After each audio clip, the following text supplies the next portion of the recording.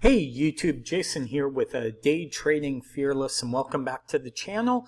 As always, I hope you'll like and subscribe and comment, ask questions down below. You know what to do.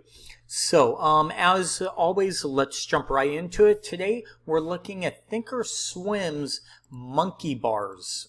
Okay, what you see right now are monkey bars, and these are the settings. Okay, so I have a tick size, 30-day, daily showing, and all that. All my settings, what I'll do is always, I will leave the link down below so you could see or add this chart with all the settings directly to your own Thinkorswim charts. I also have a exponential 200 EMA moving average. So this is a 30-day chart. Okay, sorry, a 20-day chart with a 30-minute time frame. Okay, the one thing that I like about this chart for the monkey bars that probably a lot of people don't know about using with a Thinkorswim is if you zoom in, you are able to really see high volume, or sorry, single prints. Okay.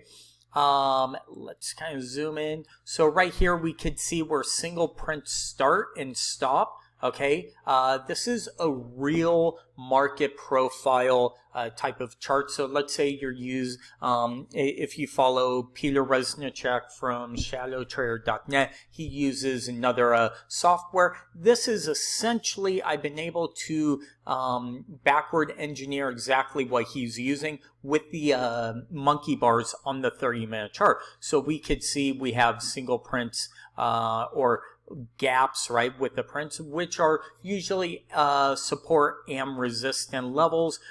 Like right here are single prints right here. So we would actually be able to see just the, what you call it right here with these charts, kind of the excess, right? So if I zoom out, let's look for something. Okay, here we go.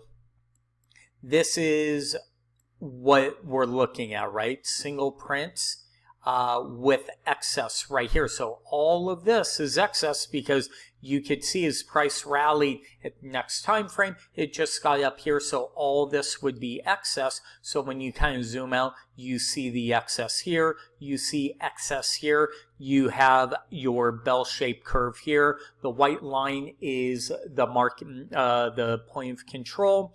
And so these are really good levels if we start to fall, right? Where would excess be, or where could price potentially drop, right? So one way I would look at something like this on this chart is if we started to fall, I would probably look at something like this level, right? Where it's kind of a support level for potential bounce.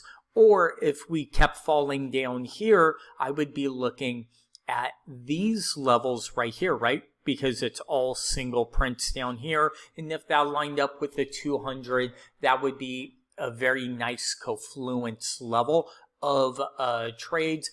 And again, this is just a snapshot of where your single prints are. Again, if you do follow Peter, Shadow Trader, this is essentially the same chart that he uses with his software. I was just able to replicate using Thinkorswim. So as always, I will leave a link down below so you could load this chart directly onto it. The one problem with this chart, just so you understand, is if you do have this chart loaded, your trend lines and all those things don't work.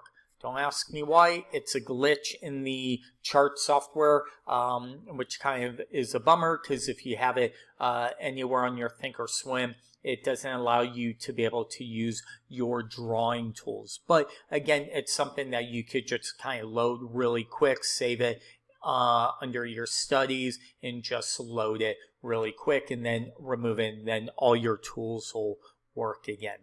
So as always, thank you for always watching, and we will talk to you soon. Thank you.